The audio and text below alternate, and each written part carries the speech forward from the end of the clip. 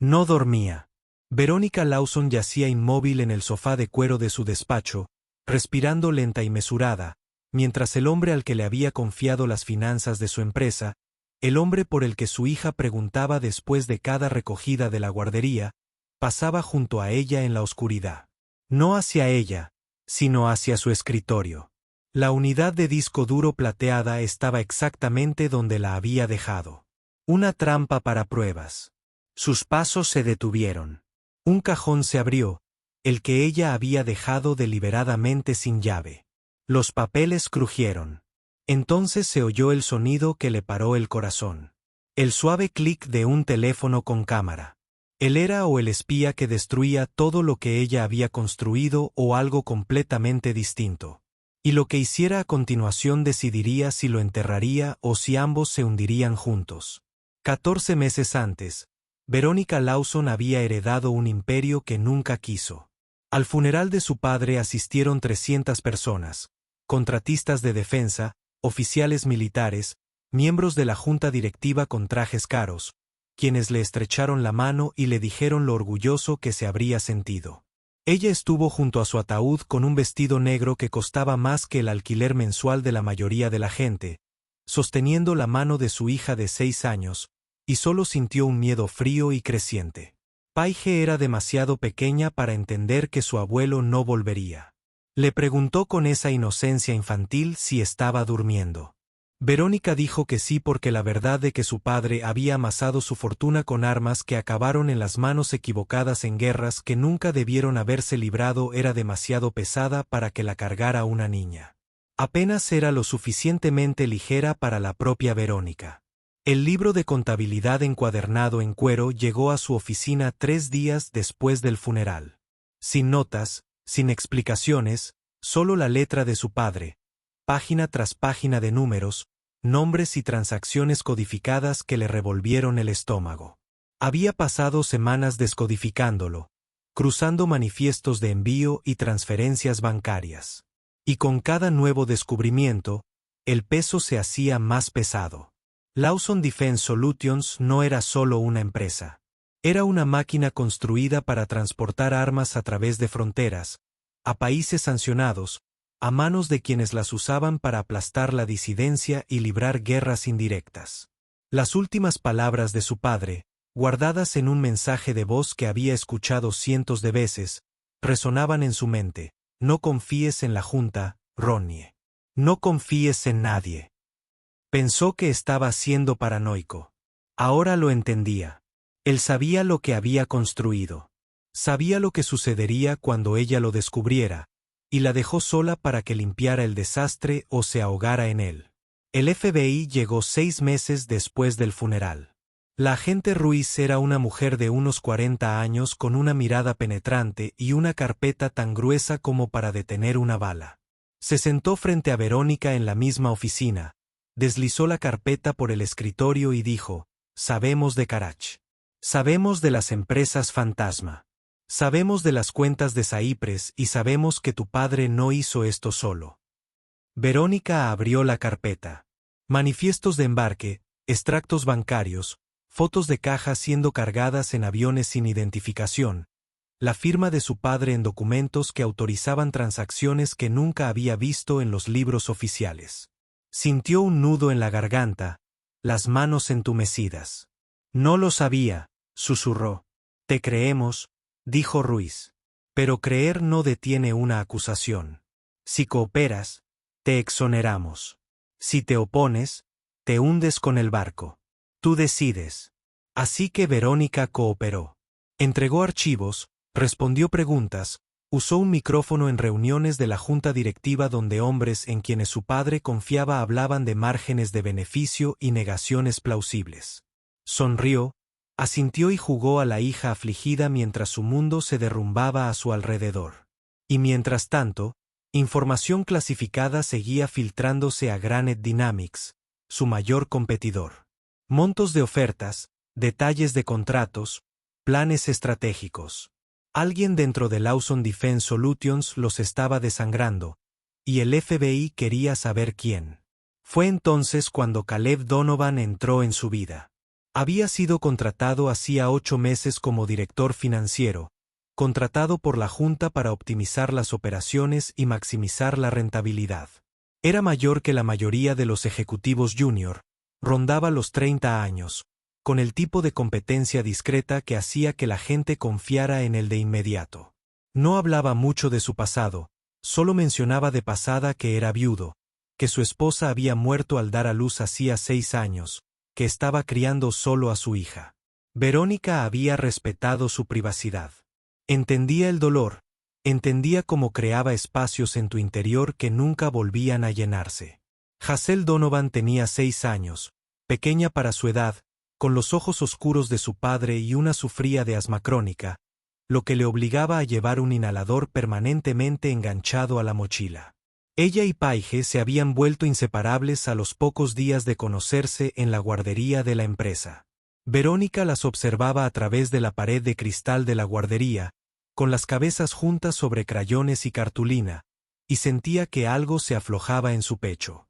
Paige había estado tan retraída tras la muerte de su abuelo, tan callada y era cuidadosa, como si temiera ocupar demasiado espacio. Pero con Hazel, reía, jugaba, volvía a ser una niña. Y Caleb era paciente con ambas niñas de una manera que a Verónica se le encogía la garganta. Nunca las metía prisa, nunca levantaba la voz, nunca las hacía sentir como una molestia. Cuando Hazel tuvo un ataque de asma durante una excursión, lo dejó todo y condujo por toda la ciudad para llevarle su inhalador. Se sentó con ella en la enfermería hasta que se le estabilizó la respiración, murmurándole palabras tranquilizadoras con una voz tan suave que a Verónica le dieron ganas de llorar. Había empezado a confiar en él. No en todo, ni en la investigación del FBI, ni en el libro de cuentas, ni en la enfermiza certeza de que alguien la saboteaba desde dentro, sino en las pequeñas cosas, las decisiones financieras, la planificación estratégica, las operaciones diarias de una empresa que intentaba desesperadamente desmantelar desde dentro. Incluso se permitía imaginar, en sus momentos de debilidad, a altas horas de la noche, cuando Paige dormía y las luces de la ciudad se difuminaban a través de las ventanas de su oficina, que tal vez existía un futuro donde no estuviera tan sola, donde alguien comprendiera el peso que llevaba, donde Paige tuviera algo más que una madre ahogándose en los pecados de su padre muerto. Entonces llegó la nota anónima. La habían deslizado por debajo de la puerta de su oficina en algún momento entre la medianoche y las 6 de la mañana, cuando el edificio estaba vacío, excepto por el personal de seguridad. Papel blanco liso impreso con una fuente estándar. Tu director financiero se reúne con alguien en Union Station todos los jueves a las 7 de la tarde. Revisa su portátil. Verónica había mirado esa nota durante 20 minutos, mientras el café se le enfriaba en las manos. Todos los jueves. La misma noche, Caleb siempre trabajaba hasta tarde. Siempre tenía una excusa para no poder asistir a las cenas de empresa o a los eventos de networking. Ella pensaba que solo estaba siendo un padre soltero dedicado, haciendo horas extra para poder pasar los fines de semana con Hazel. Pero ahora, al leer esas palabras, sintió que la confianza que había estado construyendo se resquebrajaba. Había revisado los registros de seguridad. Caleb tenía acceso a sus archivos financieros restringidos. Los había abierto 14 veces en los últimos 2 meses, siempre fuera del horario laboral, siempre cuando creía que nadie la observaba. Y esos archivos contenían todo lo que el FBI le había dado. Todo lo que un competidor pagaría millones por saber. El agente Ruiz había sido directo cuando Verónica la llamó. Si él es el que filtró la información, necesitamos pruebas. Pruebas contundentes. Algo que se sostenga en el tribunal. ¿Cómo? Había preguntado Verónica, y detestó lo débil que sonaba su voz. Es una mujer inteligente, señora Lawson. Seguro que se le ocurrirá algo. Así que se le ocurrió algo. Había plantado documentos falsos en el cajón de su escritorio, cuentas en el extranjero que no existían, ofertas falsas para contratos que no eran reales. Había cargado un software de vigilancia en una memoria USB plateada y la había dejado a la vista, camuflada como una memoria USB normal. Y esa noche le había dicho a Caleb que tenía una reunión tarde, que estaría fuera de la oficina hasta la medianoche. Luego regresó temprano, cerró la puerta de su oficina por dentro y se estiró en el sofá de cuero con los ojos cerrados y el corazón latiendo con fuerza, esperando. Los minutos habían pasado lentamente como horas. Se concentró en su respiración, manteniéndola lenta y regular, luchando contra el impulso de abrir los ojos cada vez que oía un ruido en el pasillo. A las 11:47, oyó el suave pitido de una tarjeta de acceso, el susurro de la puerta de su oficina al abrirse, pasos en la alfombra, la puerta cerrándose de nuevo, y entonces Caleb pasó junto a ella sin detenerse, sin comprobar si realmente estaba dormida y fue directo a su escritorio. Ahora, tumbada en la oscuridad con los ojos cerrados y el pulso latiendo con fuerza en sus oídos, Verónica escuchaba los sonidos de la traición. El cajón deslizándose al abrirse. Papeles moviéndose. El clic de la cámara de su teléfono 1, 2, 3 veces. Cada sonido era un clavo en el ataúd de la frágil esperanza que había estado cargando. Cada sonido decía: tenías razón en no confiar en él. Tenías razón en tener miedo. Pero entonces algo cambió. El crujido cesó. Lo oyó dejar algo. No papel, sino algo más pesado. Metal contra madera. Luego, un suave zumbido electrónico, apenas audible, recorriendo la habitación en un arco lento. Un detector de micrófonos. Estaba revisando su oficina en busca de dispositivos de escucha. Verónica contuvo la respiración. La memoria USB, la que había instalado con el software de vigilancia. Si la encontraba, si la desactivaba, no tendría nada. Pero el zumbido continuaba, alejándose de su escritorio hacia las estanterías, los rincones de la habitación. No buscaba la memoria USB. Buscaba algo más. El zumbido se detuvo cerca del sofá. El corazón de Verónica latía con tanta fuerza contra sus costillas que estaba segura de que él podía oírlo. Entonces lo oyó agacharse, oyó el suave clic de algo que sacaban de debajo de la mesa auxiliar. El dispositivo de escucha que había colocado allí hacía 2 semanas. Lo había encontrado. Perdóname, Verónica, susurró tan bajo que casi no lo oyó. Pero tengo que saber la verdad. Y entonces volvió a su escritorio, y oyó algo que la hizo olvidarse de respirar.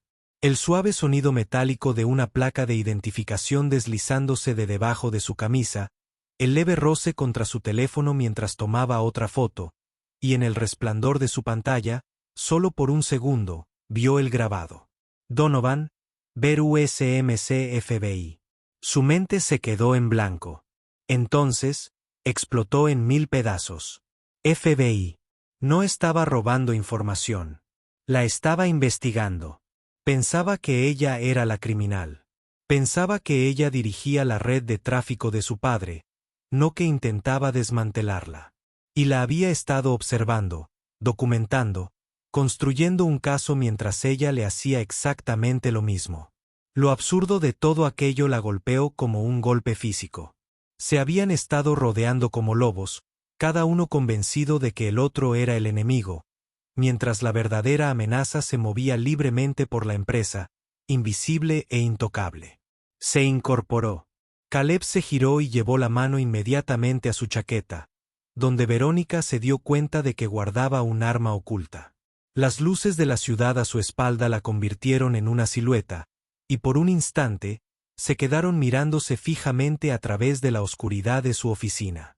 No te muevas, dijo ella con voz firme, a pesar de la adrenalina que corría por sus venas. Extendió la mano y encendió la lámpara del escritorio. La luz inundó la habitación. Caleb estaba pálido, con la mandíbula apretada, sus ojos fijos en los de ella con una intensidad que la hizo sentir desnuda. Su mano seguía dentro de la chaqueta, pero aún no había sacado el arma. Muéstrame tu identificación, dijo Verónica lentamente. Durante un largo rato, no se movió. Luego, con cuidado, sacó una billetera de cuero y la abrió. Credenciales del FBI. Una foto del contraje, luciendo más joven y más duro que el hombre que le leía cuentos a Hazel todas las noches. Agente especial Caleb Donovan, División de Crimen Organizado. Verónica sacó la tarjeta de la agente Ruiz de su bolsillo y la levantó. Me reclutó hace 6 meses. He cooperado desde el primer día. No dirijo la red de mi padre. Estoy intentando destruirla. Caleb palideció. Dios mío, susurró. Tú eres el activo. Ruiz no me dijo quién. Seguridad operativa. Pensé, se interrumpió, pasándose una mano por el pelo. Pensé que eras el objetivo. Y pensé que eras la filtración, dijo Verónica. Le temblaban las manos. Las apretó contra el escritorio para estabilizarlas. Alguien ha estado pasando información a Granite Dynamics. Alguien con acceso a archivos restringidos. Encajas en el perfil. Igual que la mitad de la gente de este edificio, dijo Caleb. Entonces vibró su teléfono. Ambos lo miraron, y Verónica vio la notificación de alerta al mismo tiempo que él. El servidor de su empresa. Alguien estaba accediendo a archivos clasificados.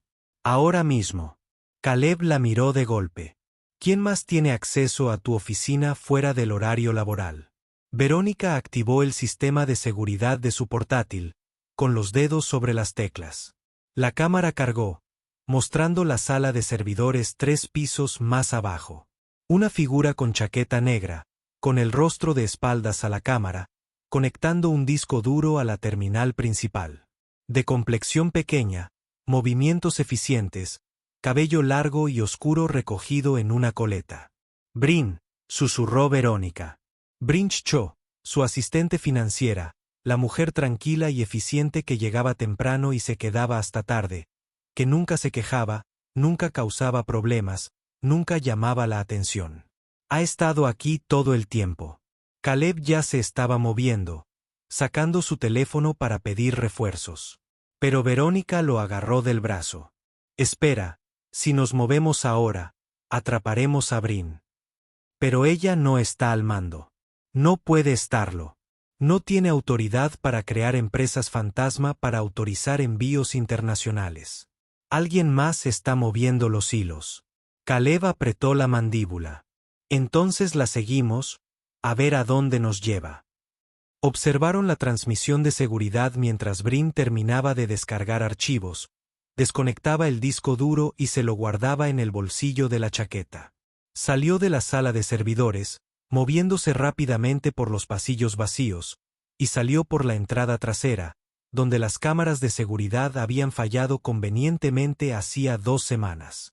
Una falla que Verónica asumió que era mantenimiento rutinario. Lleva meses planeando esto, dijo Verónica, sintiéndose mal. Quizás más tiempo. Caleb abrió un programa de rastreo en su portátil. Le puse un rastreador GPS al coche la semana pasada. Se dirige al este, hacia Alexandria. Miró a Verónica. Llama a Ruiz. Dile que necesitamos un equipo de vigilancia.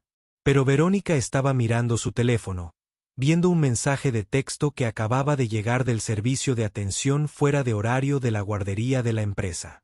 Hola, señorita Lawson. Solo para confirmar que la señorita Cho recogió a Paige y Hazel a las 11:30, como estaba autorizado. Que pasen buenas noches. El mundo se tambaleó. La visión de Verónica se volvió un túnel, respirando entrecortadamente, jadeando como si se ahogara. Las tiene, susurró. Tiene a nuestras hijas. La cara de Caleb palideció, luego se puso roja, luego algo incoloro, algo frío y terrible. Hazel dejó su inhalador en mi escritorio, dijo, con una voz apenas humana. Lo necesita cada 4 horas. Se movieron al unísono. Verónica agarró sus llaves. Caleb llamó al agente Ruiz mientras corrían hacia el ascensor. El rastreador Jacobs mostró que el coche de Brin se detuvo en una dirección en Alexandria, un almacén abandonado cerca del paseo marítimo. El tipo de lugar donde los gritos no se oían, donde las paredes de hormigón se tragaban el sonido. La voz del agente Ruiz crepitaba por el altavoz del teléfono mientras Verónica conducía, infringiendo todas las normas de tráfico entre el centro y Alexandria. No te metas. Espera refuerzos. Estamos a 12 minutos. Hazel necesita su inhalador, dijo Caleb, y no había nada en su voz ahora más que la desesperación de un padre. 12 minutos podrían ser 12 horas. Llegaron al almacén a las 11:58. El edificio se recortaba contra el cielo nocturno, todo metal oxidado y ventanas rotas. El coche de Brin estaba en el muelle de carga, vacío. Verónica apagó el motor, y en el repentino silencio, pudieron oírlo. La tos sibilante de una niña, aguda y llena de pánico, resonaba desde el interior del almacén. Caleb salió del coche antes de que Verónica pudiera detenerlo. Ella cogió el inhalador de Hazel de la guantera y lo siguió, sin hacer ruido sobre el asfalto agrietado. La puerta del almacén estaba abierta, revelando un espacio cavernoso iluminado por una única luz de trabajo. Y allí, en el centro de ese vasto vacío, estaban Paige y Hazel, sentadas en el suelo de hormigón, con las manos atadas a la espalda. El brazo de Paige rodeaba los hombros de Hazel mientras la pequeña respiraba con dificultad. Ambas levantaron la vista cuando Verónica y Caleb aparecieron en la puerta, y el alivio en sus ojos fue tan profundo que casi hizo caer a Verónica de rodillas. «Mami», susurró Paige. «Justo a tiempo», dijo una voz desde las sombras. Brin salió a la luz. Y no estaba encendida. A su lado estaba Garrett Finch, de 62 años, miembro de la junta directiva, el mejor amigo de su padre, el hombre que había cargado a Verónica sobre sus hombros cuando tenía la edad de su padre. El hombre que había pronunciado el panegírico en el funeral de su padre. Verónica sintió que algo se rompía en su pecho. «¿Tío Garrett?» «No es tu tío», dijo Garrett. Y su voz no se parecía en nada al cálido tono paternal que recordaba. «El socio de tu padre, su arquitecto. Y se suponía que heredarías el imperio y mantendrías la boca cerrada. Verónica, se suponía que debía ser una buena chica y dejar que los adultos se encargaran de las cosas complicadas.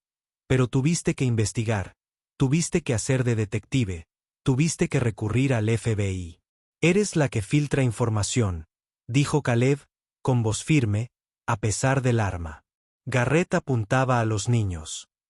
«Has estado vendiendo información a Granite Dynamics mientras preparabas a Verónica para que cargara con la culpa de la operación de tu padre».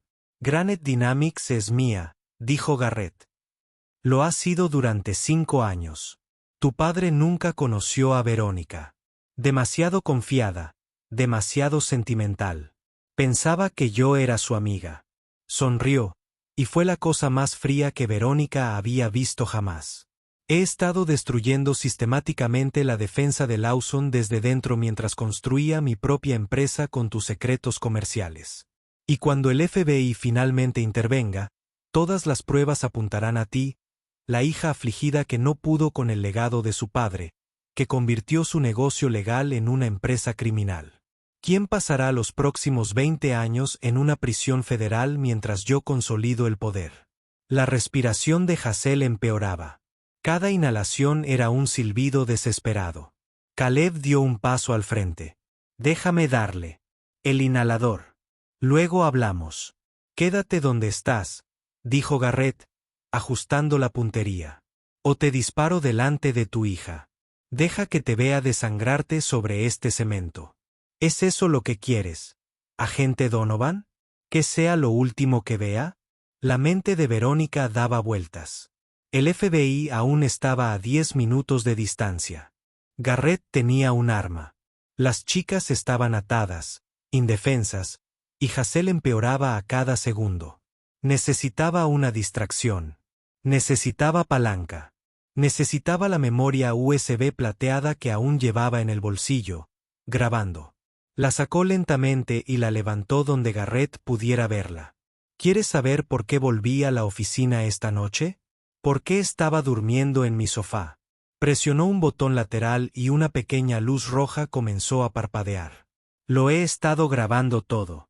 Cada palabra que acabas de decir, cada confesión, todo está aquí, Garrett. Y ya está subiendo a un servidor seguro. Aunque nos mates a todos, el FBI lo tendrá todo. Era mentira. La memoria USB era solo un dispositivo de escucha, y su batería se había agotado hacía horas. Pero Garrett no lo sabía. Vio el cálculo en sus ojos, la repentina incertidumbre. «Estás fanfarroneando», dijo, pero su voz había perdido la seguridad. «¿De verdad?» Verónica dio un paso al frente. «¿Quieres apostar tu imperio? Porque no lo soy. Apuesto a que eres un cobarde, Garrett. Dejaste que mi padre corriera todos los riesgos mientras te escondías tras empresas fantasma y cuentas en el extranjero. Dejaste que Brin hiciera el trabajo sucio mientras te hacías el amigo afligido. Y ahora tienes niños como rehenes porque eres demasiado débil para afrontar las consecuencias de lo que has construido». La mano de Garrett se apretó sobre él. «Pistola». Por un terrible instante, Verónica pensó que le iba a disparar. Entonces Caleb se movió. Era rápido, más rápido de lo que debería ser un hombre de su tamaño, y golpeó a Garrett bajo y fuerte, derribándolo al cemento mientras el arma se disparaba. El disparo resonó como un trueno por el almacén. Verónica ya corría, deslizándose de rodillas junto a Hazel, jugueteando con el inhalador. Los labios de la niña se estaban poniendo azules. Sus ojos estaban abiertos de par en par por el terror. «Respira, cariño», susurró Verónica, sosteniendo el inhalador contra la boca de Hazel, apretando el gatillo despacio. «Ya está. Estás bien. Estás a salvo». Detrás de ella, oyó a Caleb y Garrett forcejeando, oyó los pasos de Brin corriendo hacia la salida. Entonces se oyó el sonido de las sirenas, cada vez más fuerte, y el almacén se llenó de luz mientras los vehículos del FBI rodeaban el edificio. El agente Ruiz irrumpió por la puerta con un equipo de agentes, armas desenfundadas, y el caos del arresto invadió el lugar como una ola. Verónica cortó las ataduras de las muñecas de la niña y abrazó a Paige, tan fuerte que sintió las costillas de su hija contra las suyas. Caleb levantó a Hazel, con el inhalador aún pegado a la boca, y los cuatro se desplomaron juntos en el frío suelo de hormigón mientras los agentes federales los rodeaban. Paige lloraba. Hazel seguía jadeando, pero respiraba mejor. Las manos de Caleb temblaban tanto que apenas podía sostener a su hija. Y Verónica, que no había llorado desde el funeral de su padre, sintió que las lágrimas le corrían por el rostro y no pudo contenerlas. «Estamos bien», susurró Paige contra el hombro de su madre. «Mami, todos estamos bien». Y Verónica se dio cuenta de que todo incluía a Caleb. Que en algún momento de los últimos 8 meses su hija había decidido que él era parte de la familia, que lo había estado atrayendo a su vida de maneras que Verónica no se atrevía a ver. La sala de espera del hospital olía a antiséptico y café rancio. Hazel estaba estable. El médico dijo que el ataque de asma había sido grave, pero que respondería bien al tratamiento. Necesitaría pasar la noche en observación, pero que estaría bien. Estaría bien. Caleb se derrumbó cuando se lo dijeron. Grandes sollozos temblorosos que intentó ahogar con las manos mientras Verónica se sentaba a su lado y no decía nada porque no había nada que decir, nada que pudiera mejorar la situación, nada que borrara la imagen de su hija luchando por respirar mientras un hombre la apuntaba con un arma. Paige se había quedado dormida junto a Verónica, todavía con la placa de identificación de Caleb. Se lo había dado en la ambulancia. Se lo había puesto en su pequeña mano y le había dicho que era la persona más valiente que había conocido. Ahora colgaba de su cuello con su cadena, reflejando la luz fluorescente cada vez que respiraba. El agente Ruiz apareció en la puerta, con aspecto exhausto. «Garrett está detenido. Brin también. Encontramos suficientes pruebas en ese almacén para encerrarlos a ambos durante un mínimo de 30 años. Documentos de empresas fantasma, manifiestos de envío, transferencias bancarias, todo lo que necesitábamos». Miró a Verónica. «Lo hizo bien, señora Lawson. Su padre estaría». Se detuvo. Pareció reconsiderarlo. «Bueno, lo hizo bien. ¿Qué pasa con la empresa?», preguntó Verónica. Eso depende de usted. Técnicamente, está libre de todo delito. Cooperó con la investigación. Nos ayudó a desmantelar una importante red de tráfico. Los activos de la empresa se congelarán durante el juicio, pero después de eso. Ruiz se encogió de hombros. Podría seguir funcionando. Limpiar la casa, renovar la imagen, empezar de cero. Verónica miró a Paige. La forma en que la mano de su hija aferraba la placa de identificación de Caleb, incluso dormida. Pensó en el libro de contabilidad encuadernado en cuero, en la voz de su padre en el buzón de voz, en el peso que había cargado durante 14 meses. Y supo lo que tenía que hacer. No, dijo en voz baja. Voy a disolverlo, liquidar los activos. Cada centavo que no provenga de actividades ilegales irá a un fondo para las víctimas del tráfico de armas, comunidades destrozadas por las armas que vendió mi padre. Esa es la única manera de que esto termine. Ruiz la observó un largo momento. Luego asintió. Eso requiere agallas, señora Lawson. La mayoría de la gente cogería el dinero y saldría corriendo. No soy la mayoría de la gente, dijo Verónica. Y no soy mi padre. 3 meses después, Verónica se sentaba en un espacio de coworking en Arlington que costaba 1/10 parte de lo que costaba su antigua oficina, rodeada de conversaciones ajenas y el siseo de una máquina de café expreso, y se sentía más en paz que en años. El proyecto de responsabilidad del Arsenal era pequeño, solo ella, 2 abogados y un puñado de voluntarios, pero era real. Era limpio. Era suyo. Paige también estaba más feliz. Ahora tenía más tiempo con su madre. Más tardes en el parque y fines de semana haciendo panqueques y noches de cine que no terminaban con Verónica dormida en el sofá, demasiado agotada para subir las escaleras a la cama. Había empezado a dibujar de nuevo, llenando páginas con familias, perros y casas pintadas con crayones, con el humo saliendo de las chimeneas. El timbre sonó un sábado por la mañana mientras Verónica intentaba preparar el desayuno. Y fracasando estrepitosamente. Lo abrió y encontró a Caleb de pie con Hazel sosteniendo un paquete envuelto en papel marrón. «Olvidaste esto», dijo, extendiéndole el paquete. «El FBI lo devolvió la semana pasada. Pensé que podrías quererlo». Verónica lo desenvolvió y encontró el libro de contabilidad encuadernado en cuero. La letra de su padre. Los pecados de su padre. Lo sostuvo un momento, sintiendo su peso, y luego miró a Caleb. «Ven conmigo».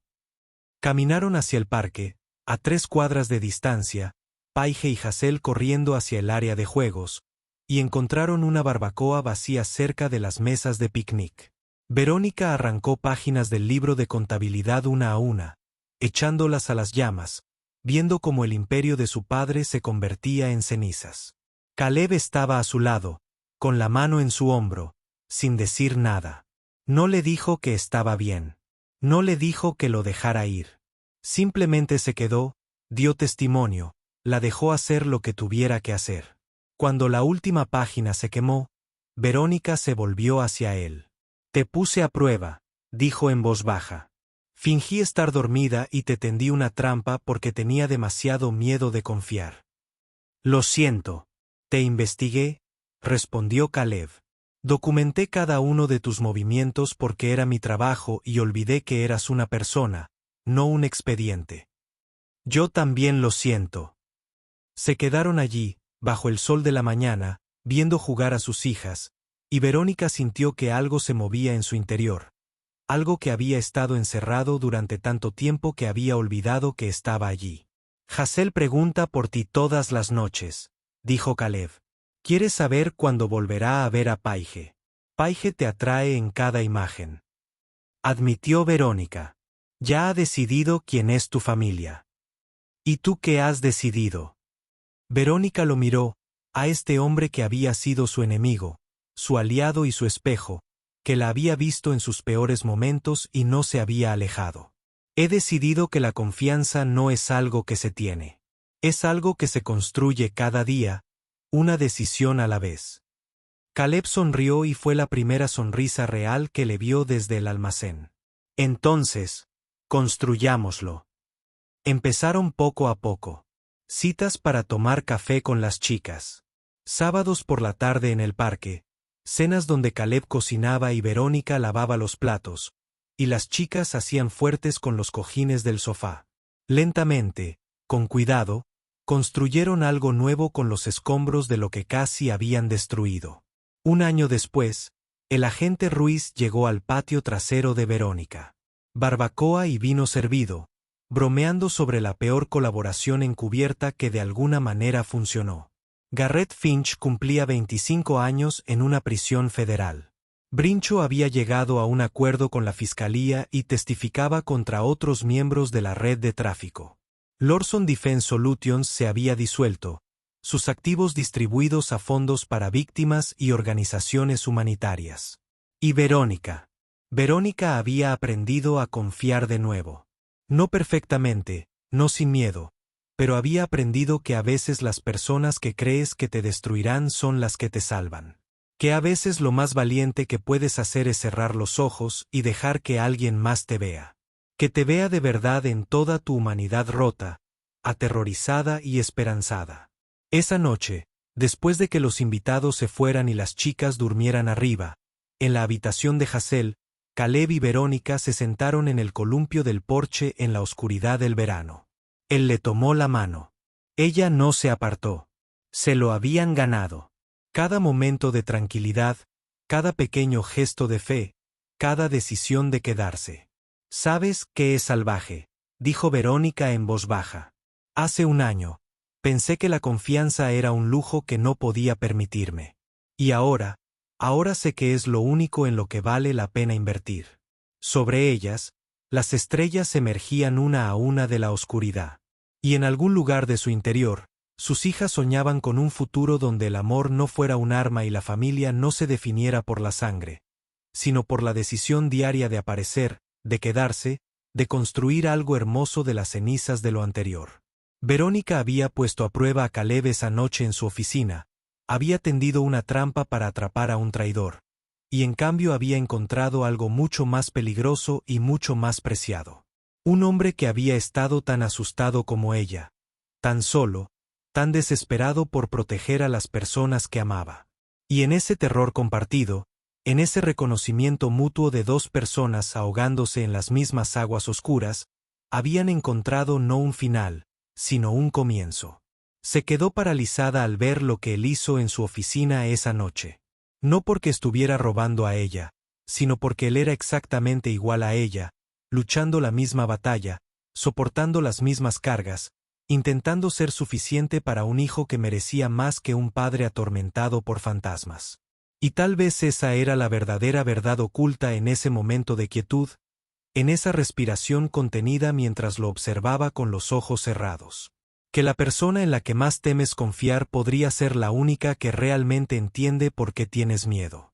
Ese coraje no es la ausencia de miedo, sino la decisión de extender la mano de todos modos en la oscuridad, esperando que alguien la tome. Caleb le apretó la mano suavemente y Verónica le devolvió el apretón. Y en ese pequeño gesto vivían todas las palabras que nunca necesitaron decir. Todas las apologías, promesas y votos silenciosos que no necesitaban ser pronunciados porque ya se vivían día a día en mil pequeñas decisiones de quedarse, de confiar, de construir una vida juntos a partir de los restos de las vidas que casi habían perdido. El columpio crujió suavemente bajo ellas, y en algún lugar de la casa, una de las niñas rió en sueños, y Verónica cerró los ojos, no para probar, ni para atrapar, sino simplemente para descansar, sabiendo que cuando los abriera de nuevo, él seguiría allí.